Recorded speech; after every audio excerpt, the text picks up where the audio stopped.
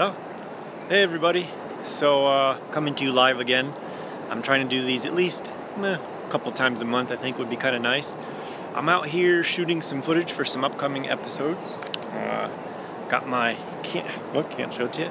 Got my Canon, and I just got a little microphone and walking around Prague. Let me show you where I'm on Shooter's Island, which faces the Charles Bridge, which is the most famous bridge here in Prague and arguably Czech Republic. That is the direction of Old Town, and up there behind this awesome building is the castle. You can just see it peeking up right there. That's the main church cathedral that encompasses like the center of the castle area. So I just kind of want to do a quick little video about what it's like living almost 3 years now overseas. I originally am from America. I grew up in Massachusetts, went to school in Boston, and then I moved to Los Angeles. I lived there for 8 years working in the film industry, Hollywood movies, TV shows, etc. And then one day, after, let me backtrack a little bit. I had done a lot of traveling. Maybe I'll stand this way so you can see the cool bridge. I had done a lot of traveling before I had decided to make the move overseas. And every time I came back to the States, I just realized something wasn't quite right. Something just didn't feel like it was home. I wanted to try something new. I wanted to live overseas, but I was too scared to make that initial jump. And it wasn't until roughly about, I think it was around March or April of 2014, I was working a really long day on a TV show for a major network. And at the end of the 19-hour day, I crashed my car. It's pretty terrible. I destroyed the car, broke my nose, broke my collarbone. It was pretty awful. I was out of work for several months. But lo and behold, that next day, coming home from the hospital and having my arm bandaged up and knowing that I'm in a lot of trouble because of this accident, there was like a profound peace I had, because I knew I had made peace with the fact that I was like, this was it. This was the universe, I felt like, telling me it's time to move. It's time to try something new. And so the doctors told me you got to take 6 months off from work. I took 6 weeks off to recover, and immediately as soon as that 6-week period was over, I went right back to work. I saved up as much money as I could, and then I sold everything. I didn't tell anyone, actually, until right around about 2 weeks before I left. I think I told a few close people I was leaving, but essentially I kept it a secret from everyone because I didn't want people to just maybe cast some negative energy on me, or maybe just cast their negativity towards it, because in Hollywood especially, if people know they can't get something from you in the future, they'll just kind of like whitewash you out of their book. Maybe that's not the right term. Maybe they'll wash you out of their book. I don't know. And I kept it secret. So that being said, made up my mind, and November 14th, I think, was my last day working for another major network on a TV show. I took 2 weeks off. I went to Massachusetts, spent 2 weeks with my family, and then I went to Egypt and then Prague. And I've been here ever since. Oh, I think it's about to rain. I'm hoping I can stay dry. Let me tell you what it's been like living 2 years in Europe, and then specifically Czech Republic. So it is quite different than living in the States. I mean, for one thing, it just started raining. All right, let me put the camera away, guys, before it gets wet. You can't damage this stuff. Let me see if there's a way to put this into the tree. Oh, all right. So I can put my stuff away and keep talking to you guys. So, living in Europe has its own challenges. There's a lot of things to adjust to that are different from back home. I think the thing that everybody's guilty of, especially us Americans, is we constantly try to associate what's happening in Europe or in another place with America. So we often say, yeah, but in America it never happens that way, or in America it's like this, which is fine. But you'd be surprised how many times you hear it after living here, and you always kind of laugh, like, oh, no, there's another American. And long story short, it's been interesting. The visa process, I'm trying to stay out of the rain as much as possible. The visa process has been a lot of headaches. It's been quite challenging and expensive. I've actually spent quite a lot of money constantly getting my visa renewed. You'll see a fun little boat behind me with a family. You can rent these boats for like 200 krona, it's roughly about 10 bucks for about an hour, and just kind of cruise around the bay here. You can't go up to the castle because there's a drop-off. It's like a, I don't know, 3 to 6 foot drop, so that you can't, it physically stops you. I think the rain actually is about to stop. So that being said, the process has been quite challenging, but at the same time, it's definitely doable. If you're interested in moving overseas, specifically to Europe, different countries have different regulations, and some make it easy, some make it difficult. Oh, hey, Mike. It's my friend Michael Tsitsiashvili. He's writing me on in the comments down below. The visa process depends on which country you're in. I think some countries are going to be a little bit harder than others. I'm doing good, Mike. I'm trying to explain to everyone what it's like being overseas for 2 years and the visa process. Here, if you want to come as a student, it's actually quite easy. So if you're young, if you're 19, 20, 24, whatever college age is, and you want to come out here to study, it's quite easy. In fact, when I was at Suffolk University, I got offered a 6-month program here on a scholarship, and I refused it at that time because I was about, I think, 20 years old, and I was too scared to leave America. I wanted to stay with my friends. Another story. A different story for another time. That being said, so coming out here as a student to the Czech Republic is quite easy.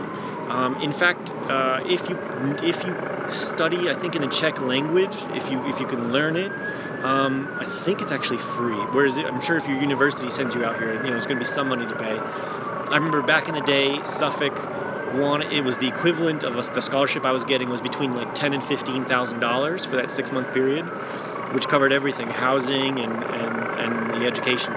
So that's one way to do it, is come out here to study, and then just, extend your visa.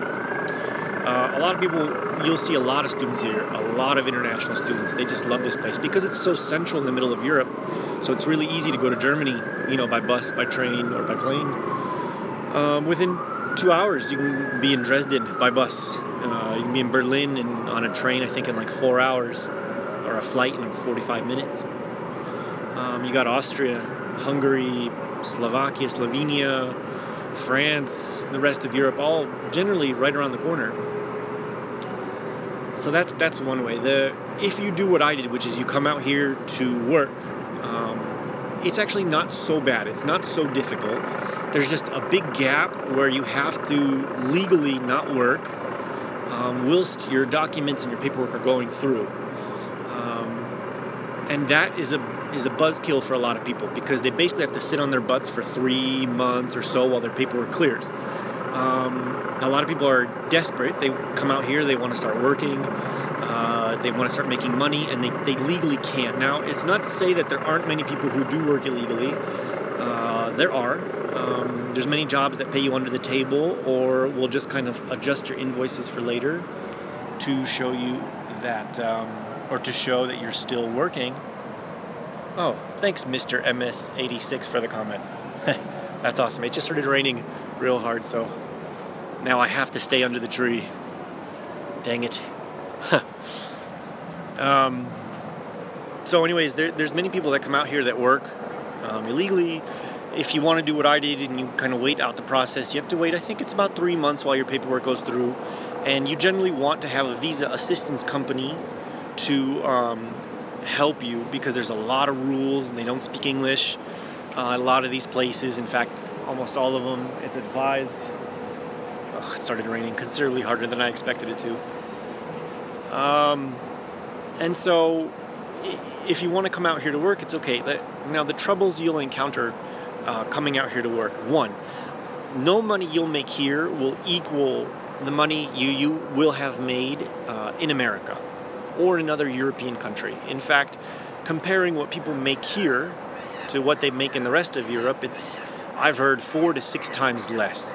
So, for example, if the average salaries in Germany, say, could be 4,000 euros, let's just say, then here it might be 1,000 euros. You know, the salaries here are really, really low, especially for English teachers. If you're thinking that you're an English teacher and you want to come out here to teach English, or you want to get your TEFL certificate here and come out here and teach English, and it's great. It has its ups and downs. I taught English for just a little bit before I used it as kind of like a layover period to kind of get me through. There's a lot of challenges that go with it.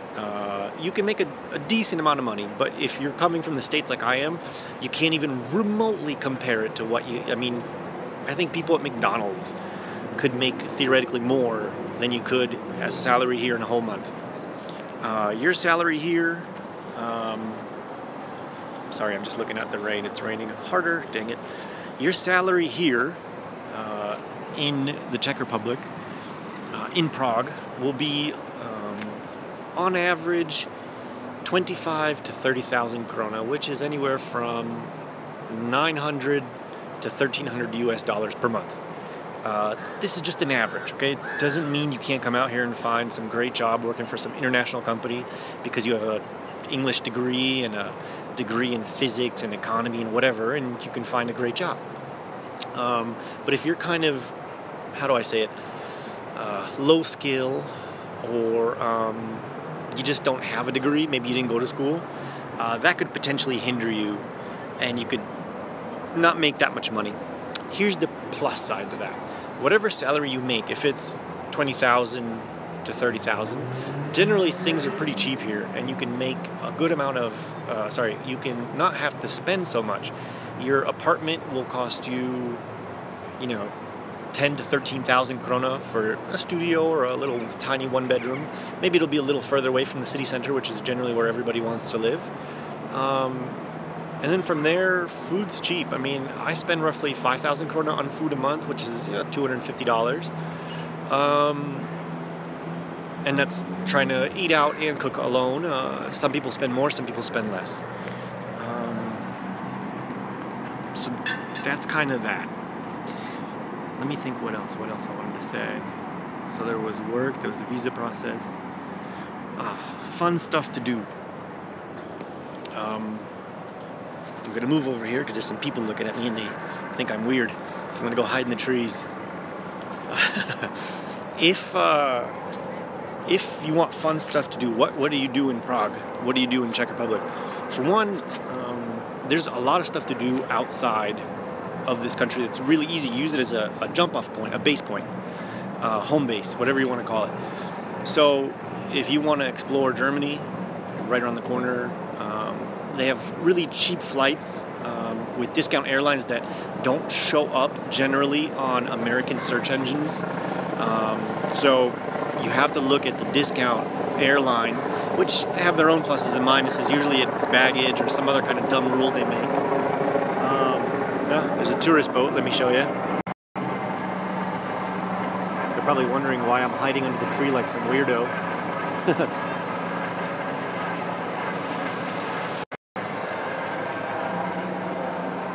So that being said, if you use it as a jump-off point, you can do a whole lot of exploring. You could check off a ton of your things on your bucket list, or whatever you want to call it, simply by being, in the center of Europe. It makes it really, really easy. A lot of people like to rent cars and drive. Some people actually will buy cheap cars, register it here, and then just drive it all around Europe, because you just buy these little stickers. You put them on I think you put it on your windshield or something. It's good for, however long, and you can enter all the different countries, no problem. Being that there's no major checkpoints and no kind of customs related things, you should be able to just cross in and out. Fairly simple. There is a little bit, well, I'll skip that fact. Never mind what I was going to say. So, what can I say after living in Europe? The biggest difference with America. Money, I talked about. Food. There's a whole lot of different ranges of food here.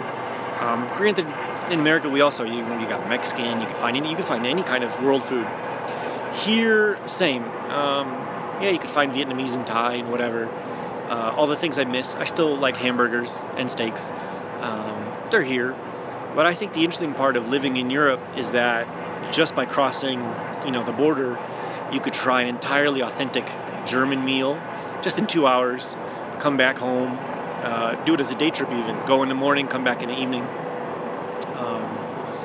So food is quite interesting. Also, I'm kind of big into non-GMO products, messed with products. And generally speaking, in Europe, they're a little more strict on that. Let me see. I think it stopped raining. Here, I'll show you one more time. So like I said again, Old Town is that way. Is it in focus? I can't even tell. Let me clean the screen real quick.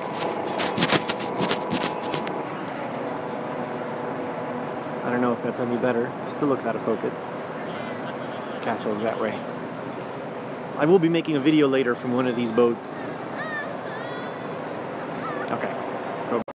So food, I feel like, is generally cleaner. Let me find the better angle to stand. Food, I feel like, is generally cleaner here. Doesn't mess with me as much as, especially California, when I lived there. I had a lot of troubles with the food. Okay, that's not so important. Let's skip to the next thing. Actually, I think that's kind of it. That's kind of it's almost an 18-minute summary of living abroad now for 2 years. So if you're interested in moving overseas, if you're interested in any information related to the visa process, maybe I will make a video on that because I have a visa assistance company and the person who helps me is really fantastic. And if anyone's interested, leave me a comment down below. And if I get enough approval, so to speak, I will make a video about it. If not, then, that's fine too. But generally speaking, guys, I just wanted to say thanks for participating. Thanks for watching. Hopefully, I'll bring you new cool videos really soon. We have a trip to Hong Kong. Should be coming up the end of this month. I'm just waiting for approval from work. Then I should be going to hike in the high Tatras Mountains of Slovakia or Slovenia or Poland, depending on where we choose ultimately. And then, of course, Nepal, which is the Everest Base Camp trek for 19 days. I think it's 16 days of actual hiking, 19 days in country. We'll start December 15th and conclude on January 3rd when I return back to Prague. So that's it. I don't want to take too much of your time. Just want to say thank you. Oh, my girlfriend just commented to me, hey babe. I just want to say thank you for watching. Love you guys. Thanks for participating, and have a great day. Bye.